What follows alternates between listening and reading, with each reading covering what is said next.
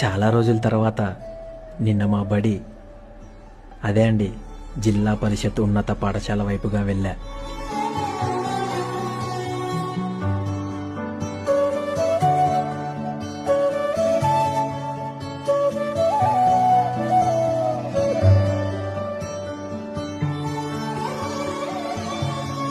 మా బడి నన్ను చూడగానే నవ్వుతూ పలకరించి ఇలా అడిగింది, రాదే రాదే అలుపంటూ రాదే ఆడేస్తున్నా ప్రతిపోటే వాడు వీడు అని తేడాలే లేవే.